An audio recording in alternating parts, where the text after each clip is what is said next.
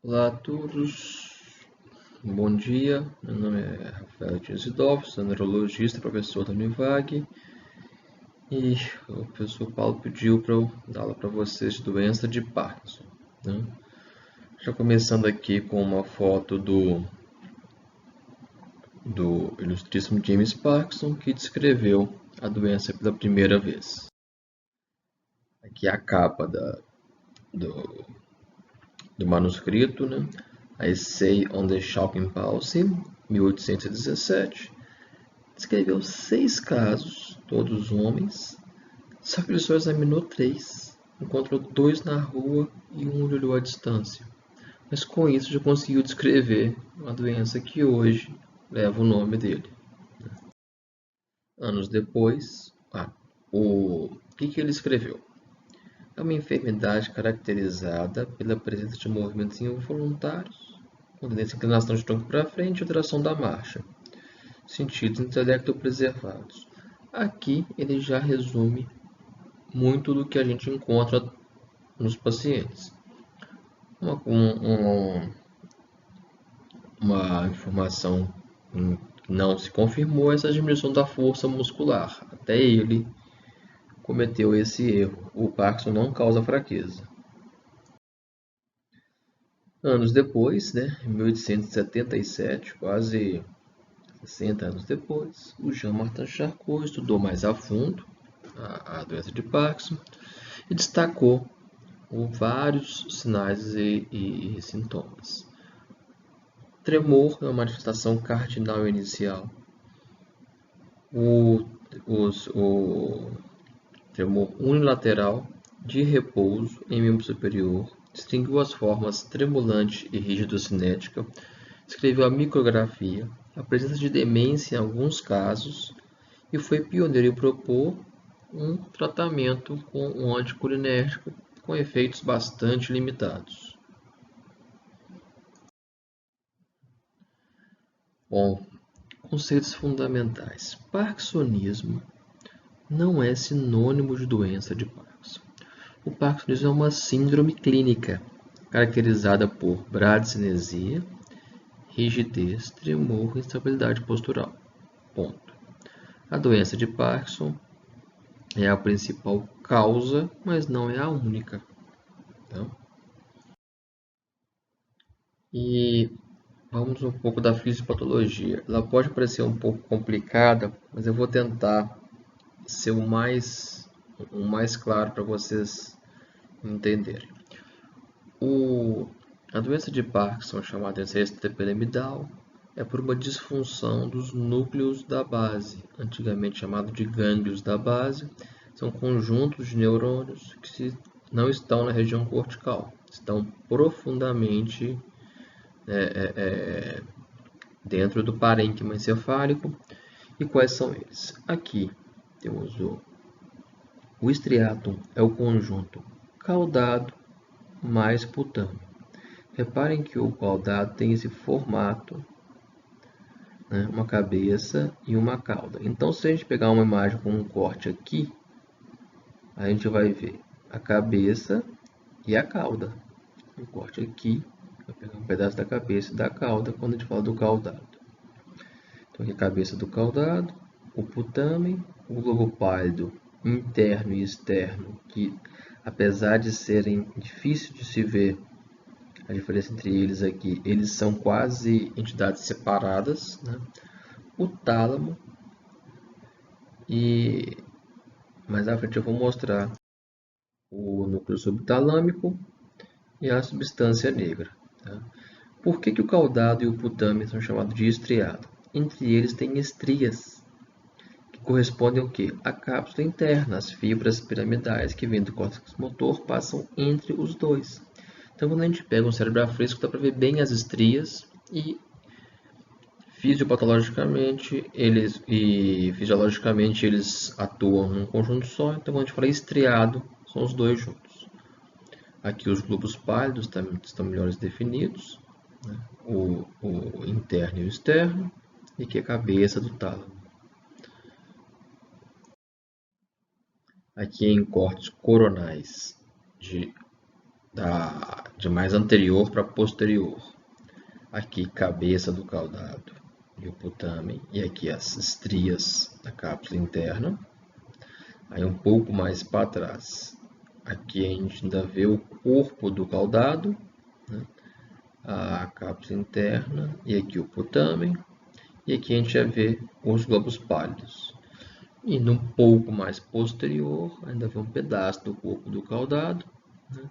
Aqui é o tálamo, aqui é o restante do putamen, e aqui aparece o pequeno, mas importantíssimo núcleo subtalâmico. Vamos lá. Aqui é um esquema, e só a gente tentar prestar atenção em quem estimula e quem inibe. O córtex ele ativa e recebe as aferências dos núcleos da base. Os núcleos da base não têm nenhuma aferência direta sobre o neurônio motor na coluna, tá? Bom, então aqui é uma fisiologia simplificada e resumida dos núcleos da base normais. O córtex, para realizar um movimento, ele manda estímulo via glutamato para o estriatum. Estriatum é um conjunto caudado e putamen, relembrando. O estriatum recebe dopamina da substância negra, que está lá no mesencéfalo. E essa dopamina, dependendo de qual receptor que ela age, ela pode atuar facilitando ou inibindo o movimento. Como? A gente tem duas vias. A chamada via direta, a dopamina, né, estimula a inibição do pálido interno. Entenderam? Estimular a inibição é inibir. Então, ele estimula a inibição do pálido interno. O pálido interno, por sua vez, tem conexão GABAérgica com o tálamo. O pálido interno inibe o tálamo. Ele estando inibido, ele não vai inibir o tálamo. Então, o tálamo vai estimular o córtex. Via direta. Entenderam? Indiretamente, essa inibição estimula o movimento, o córtex. Mas a gente tem uma outra via chamada via indireta, que, vocês veem aqui o contrário, ela me estimula o pálido interno. Ao estimular o pálido interno, ele vai fazer o quê? Ele vai inibir o tálamo. Ele está estimulado, e o que ele faz? Estimulado, ele libera GABA. O GABA inibe o tálamo. Aí o tálamo, funcionando menos, vai inibir o córtex. Então, essas duas vias, elas funcionam ao mesmo tempo, modulando a estimulação do tálamo sobre o córtex, sobre a movimentação. E isso permite que a gente tenha movimentos sincrônicos e coordenados. Tá? E vamos lá. O que acontece quando a gente perde dopamina, que é protótipo das síndromes hipocinéticas? Síndromes que têm redução de movimento, que são parkinsonismos. Quando a gente perde a dopamina, por qualquer motivo, mas na doença de Parkinson é a causa mais comum, a dopamina é produzida aqui, na substância negra, e é levada pelos axônios, pelos núcleos da base. Tá? Bom, substância negra, neurônio produz dopamina, está morrendo, menos dopamina. Menos dopamina no estriato. O córtex estimulou o glutamato, ok. Mas chegou aqui, estimulou, o estriato vai fazer o quê? A via direta, que é a via que a dopamina estimula a inibição do pálido interno, ela está fraca, porque não tem dopamina. Então, o pálio interno não vai ser inibido, né, pelo estriatum. Ao não ser inibido, ele vai liberar muito GABA, inibindo o tálamo. E isso vai reduzir a resposta do tálamo ao córtex, reduzindo a movimentação. E para ajudar a piorar, ao não ter dopamina, a ter pouca dopamina, né, a gente vai aumentar a inibição do pálio externo. O pálio externo vai diminuir a sua inibição no núcleo subtalâmico. O núcleo subtalâmico vai trabalhar muito, vai ficar estimulado, porque ele não vai ser inibido pelo pálio externo. Aí ele vai estimular o pálio interno a inibir mais ainda o tálamo. Então, as duas vias, quando falta dopamina, vão inibir o tálamo, concorrendo para uma hipocinesia, redução da estimulação cortical. Bom, então, a doença de Parkinson é a principal causa de parkinsonismo, como eu já tinha dito, né? A produção de dopamina está reduzida porque os neurônios que a produzem na substância negra vão se degenerando e entrando em apoptose. Os sintomas aparecem quando a substância negra já perdeu mais de 60% dos neurônios e tem menos de 80% de dopamina para poder ter os primeiros sintomas motores. Os neurônios que sobrevivem, eles ficam com inclusões chamadas corpos de Levy, que são características das taupatias, né? Que é o caso das sinocleinopatias, como é o caso da doença de Parkinson. E aqui está um corpúsculo de Levy, aqui a substância negra normal, com melanina, e aqui, na doença de Parkinson, ela bem pálida. Braque tem uma teoria que é muito aceita, que o achado de corpos de Levy, que é o marcador patológico das sinoclinopatias, começa do sistema nervoso periférico, especialmente o sistema nervoso mioentérico, intestino, e iria subindo via nervo vago, essa distribuição dos neurônios dopaminérgicos, e só quando chega lá no mesencéfalo, que vai inibir a produção da dopamina, que vai ter os primeiros sintomas motores, né? Os sintomas desautonômicos e olfativos são mais precoces. Apesar de ainda ser uma teoria, é muito aceita, né? Bom, mas o que começa a causar a morte dos neurônios dopaminérgicos? Ninguém sabe. Genética está envolvida, tem uma minoria, menos de 5% das doenças de Parkinson são genéticas. Toxinas, especialmente alguns metais como mercúrio, manganês e agrotóxicos, podem estar envolvidos na etiologia da doença de Parkinson. Estresse oxidativo, mas cada dia mais a microbiota intestinal parece que tem um papel importante. Tem alguns estudos nessa linha, principalmente em cobaias ainda, mostrando que a interação da microbiota intestinal com o sistema nervoso mioentérico pode ser um gatilho de começar a disfunção que causa a apoptose dos neurônios dopaminérgicos. Isso da teoria, mas eu acho que é uma área muito promissora de pesquisa. Bom, a doença de Parkinson é uma doença mais comum na população idosa, após 50 anos, né? Claro que tem casos mais precoces, mas é mais comum em idosos. Aumenta com a idade, É raro antes dos 20 anos, a prevalência não é pequena, de 1 a 3% da população acima de 65 anos, com uma incidência de 5,24% de 5 a 24 para cada 100 mil habitantes, com um risco 1 em 40 de desenvolver a doença, não é pequeno. Mas é mais ligada à zona rural e ao sexo masculino.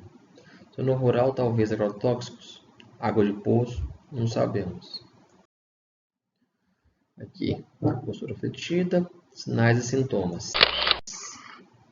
Bradicinesia e hipocinesia é o sintoma cardinal. Tremor em repouso, rigidez, essa postura fletida, a perda de reflexo postural. Vamos lá. A bradicinesia é o primeiro porque ele é o mais importante. Não existe doença de Parkinson sem bradicinesia. Tá? Ela é uma lentidão dos movimentos, dificuldade para começar e perda de movimento automático. Na face, se caracterizada por uma hipomimia, o rosto parece de boneco, fica o rosto parado, que pisca pouco e o paciente se movimenta pouco. Você vê o paciente parado, sentado, ele fica parado. Não movimenta, não tem expressão facial, tem uma postura como se fosse uma estátua de cera, uma postura séria. A voz baixa, hipofônica, monótona. E quando a hipocinesia é mais da mão dominante, a letra fica pequena e o paciente tem dificuldade em atividades manuais simples. Né? O andar é lento, com passos curtos, tende a arrastar os pés, não balança os braços e no tronco o paciente tende a ter dificuldade para levantar de cadeira baixa, sair de carro para se virar.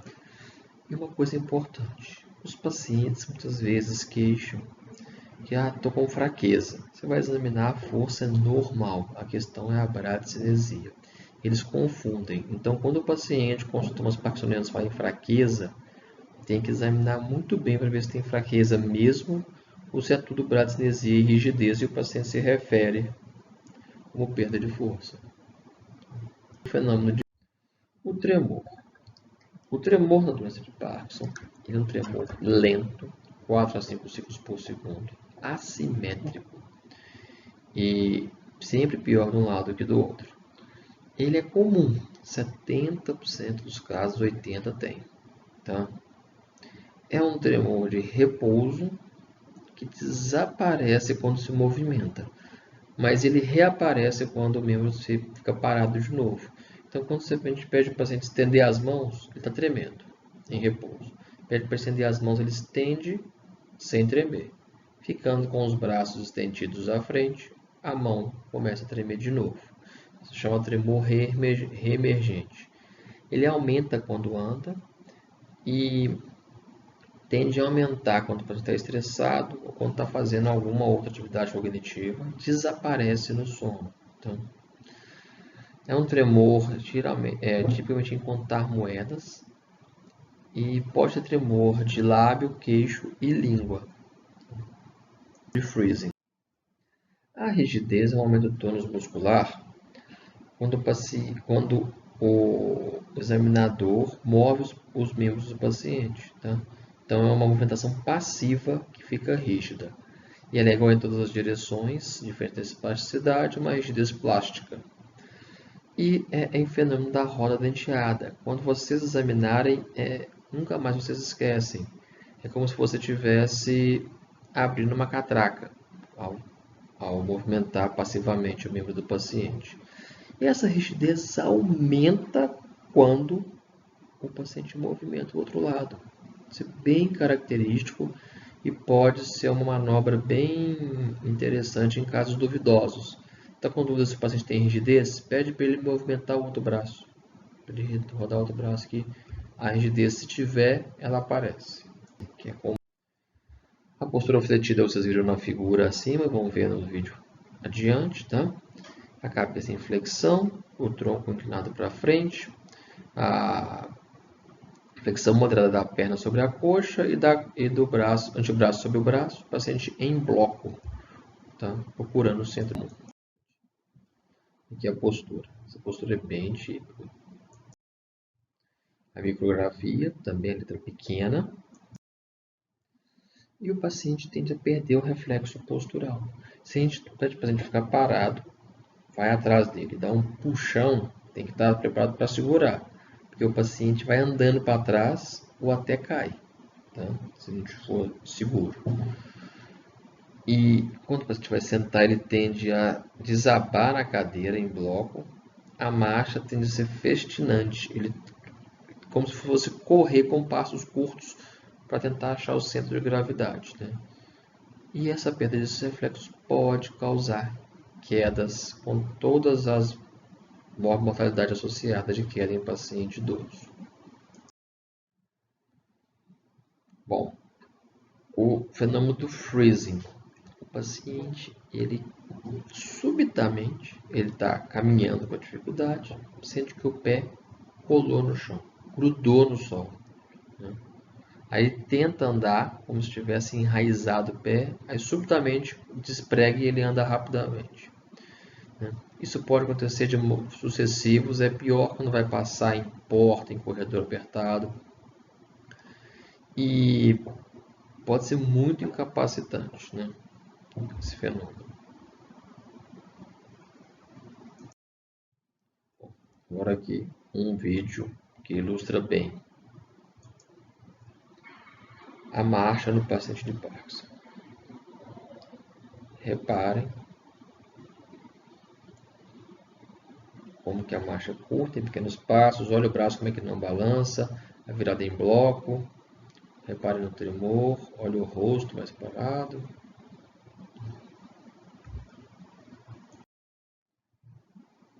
Aqui, a roda denteada ela é melhor sentida do que vista. Se vocês repararem, o braço, eu não consigo movimentar o braço como um todo.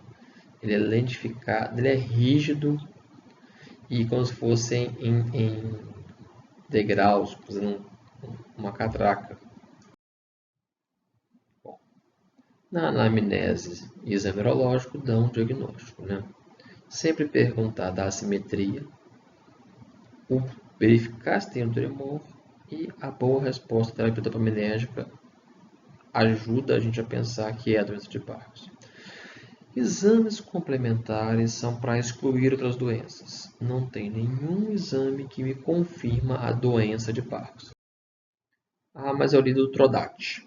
Bom, o TRODAT, o SPECT, é um exame feito com isótopo de tecnésio que se liga ao transportador de dopamina. Ele me marca deficiência de dopamina, só. Ou seja, não me diferencia entre as causas de parkinsonismo. Se o paciente tem uma PSP ou doença de Parkinson, os dois vão ter perda de dopamina. Ele me ajuda quando? Diagnóstico diferencial com tremor essencial atípico ou quando em casos de simulação. Mas o Brasil nem está fazendo esse exame mais porque está com dificuldade de importar o tecnésio marcado. Isso já tem até algum tempo, mais de 1, 2 anos. Mas é importante saber que existe. Bom, esse quadrinho ele é bem didático para mostrar a doença de Parkinson. Lembrar, sintomas pré-motores, constipação, dificuldade de sentir cheiro, alteração de comportamento do sono REM. O que é isso? O paciente fala muito durante o sono, mexe muito durante o sono, tá? Sonha demais e depressão é muito comum na doença de Parkinson. Os sintomas motores são os que dão o diagnóstico, né? Vamos destacar mais à frente, mas é parestesia, tremor de repouso, rigidez e instabilidade postural. Além disso, micrografia, hipomimia, a postura fletida, os episódios de freezing, piscar pouco, né? O paciente com outras alterações não motoras, como perna inquieta, insônia, sonho vívido, alterações neuropsiquiátricas várias. Bom, mas quais são os critérios para falar assim, é doença de Parkinson? Bradicinesia, tem que ter. Além da bradicinesia, tem que ter um desses três: rigidez, tremor e instabilidade postural. A instabilidade postural geralmente é tardia. É incomum o paciente ter só brasilesia e instabilidade postural. Pelo menos a rigidez ou o tremor de repouso são necessários, são comuns no diagnóstico da doença de Parkinson. E se tiver isso, e além disso tiver início no lateral, tremor de repouso, doença ventricular progressivamente, assimétrico, com boa resposta à levodopa, dificuldade de sentir cheiro, hiposmia. Se tiver discinesia antes de levodopa, vou falar mais adiante. Isso são dados a mais para me corroborar o diagnóstico de doença de Parkinson. O que me exclui? Se o paciente tem algum desses achados, é pouco provável dele ter doença de Parkinson. Sinais cerebelar, desautonomia precoce, demência precoce, sinais de fraqueza mesmo objetiva, sinais piramidais, sinais de Babinski, tumor, lesões cerebrais por AVC, por TCE, encefalite. Se está usando neuroléptico, pode ser só tudo neuroléptico e não ser doença de Parkinson. Tá? Se o quadro melhora, o Parkinson não melhora sozinho. Se o paciente não tomou nada e melhorou, não é Parkinson. Tá? Bom, um diagnóstico diferencial das doenças que parecem doenças de Parkinson, mas não são, é feito também pelo quadro clínico. Ele é o mais importante para a gente diferenciar. Em geral, as doenças com parkinsonismo que não são doenças de Parkinson são sintomas simétricos, geralmente de membros inferiores primeiro que membro superior. O tremor pode ser ausente ou discreto, tá? E a resposta levodopa é bem mais frustra. Você precisa de dose alta para ter uma melhora muito pequena. Aqui estão algumas causas de parkinsonismo secundário. Queria destacar os medicamentos que são muito comuns de serem utilizados no nosso meio e, infelizmente, são pouco reconhecidos como causa, especialmente esses aqui, sinarizina e flunarizina. Eles são uma causa muito comum de parkinsonismo no nosso meio e tem um uso inapropriado muito disseminado. Tá?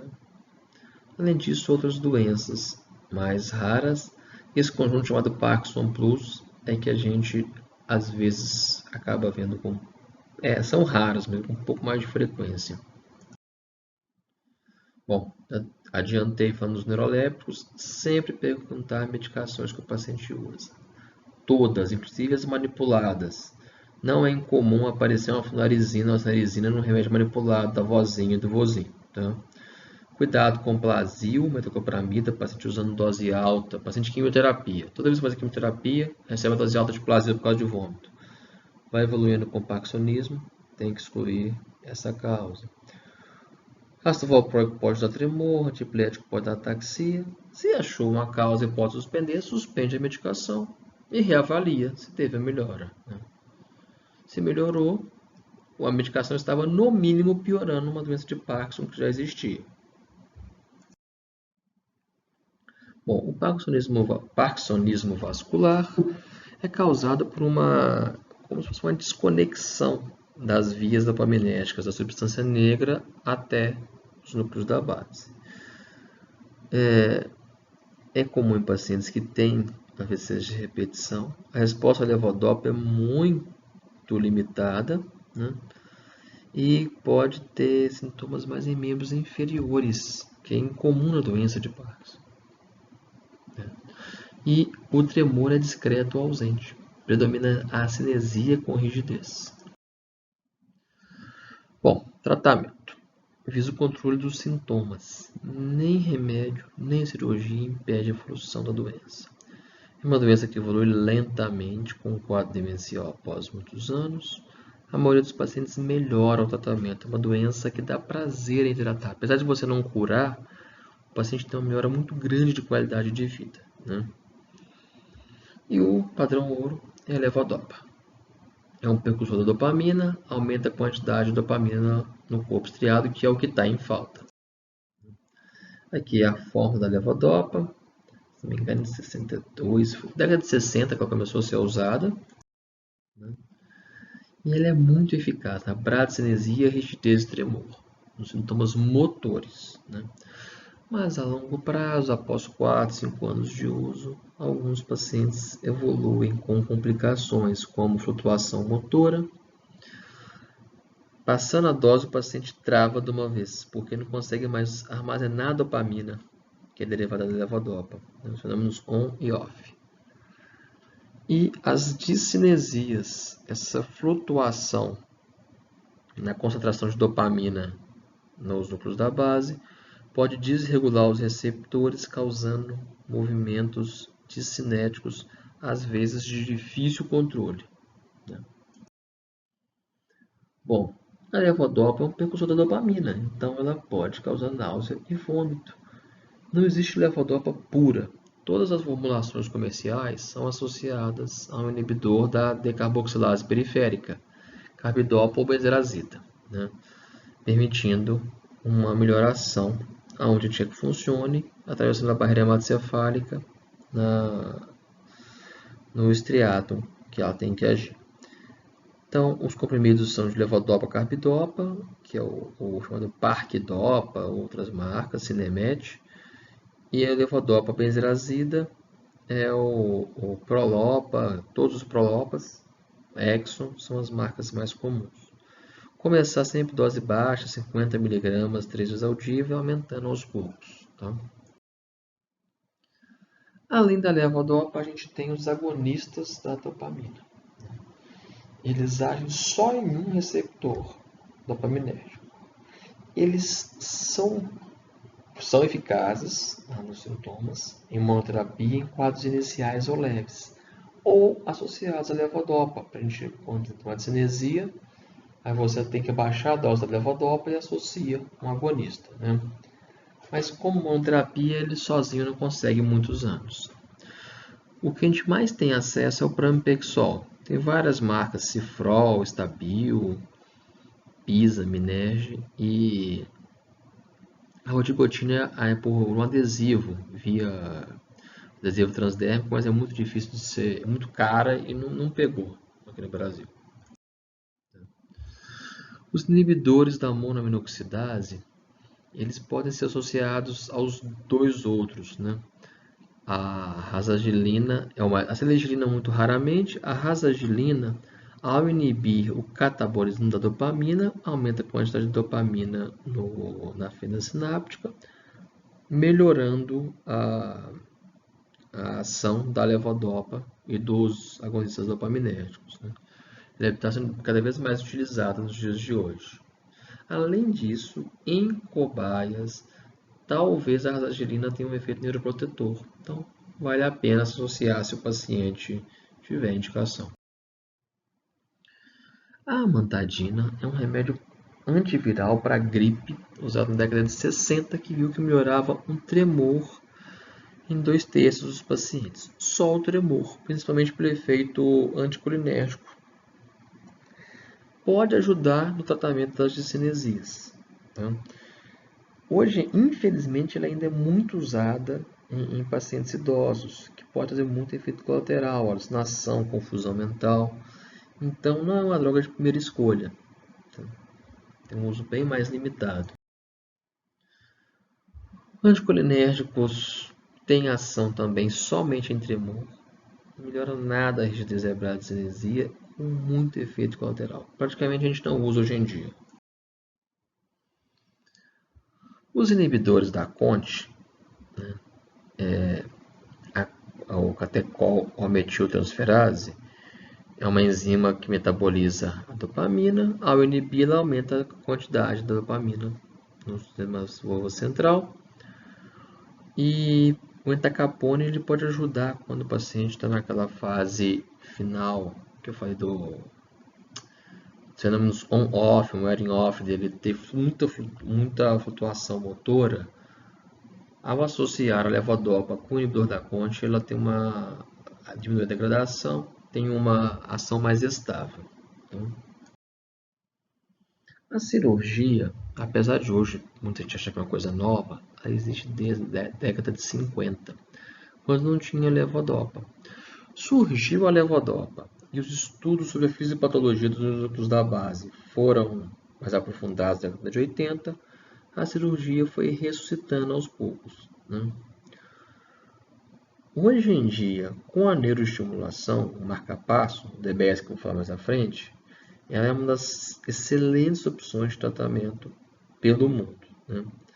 A cirurgia lesiva, vamos fazer uma ablação do tálamo do corpo do globo pálido, ela ainda é raramente feita, mas tem uma mortalidade ainda considerável e no nosso meio que é muito raramente feita, tá? A cirurgia tem um tempo para ser feita. Não adianta querer fazer logo no primeiro dia que você fez o diagnóstico. Por quê? Ela só é indicada para doença de Parkinson. Então, muitas vezes no início você não tem certeza se é doença de Parkinson, se é outro parkinsonismo. Então, idealmente a gente começa o tratamento e avalia, né? E também não é muito tardia, porque se o paciente já está num quadro demenciado, não adianta operar. Então, tem uma janela de tempo de alguns anos que é a indicação. A cirurgia faz o que o remédio faz, melhora sintoma. Então, a principal indicação da cirurgia é quando o paciente não tolera os efeitos colaterais da medicação. Bom, falando do Deep Brain Stimulator, o DBS. Ele é um estimulador cerebral profundo, é implantado geralmente no núcleo subtalâmico, atualmente é o mais usado. Ao fazer pulsos de atividade elétrica de alta frequência, ele inibe a atividade elétrica local. Então, ele inibindo o núcleo subtalâmico, voltando naquele slide anterior, ele inibe a via indireta inibe o movimento, então ele facilita o movimento, né? Sobre os sistemas motores, tem uma melhora muito acentuada, né? Quando bem indicado, é um tratamento muito bom.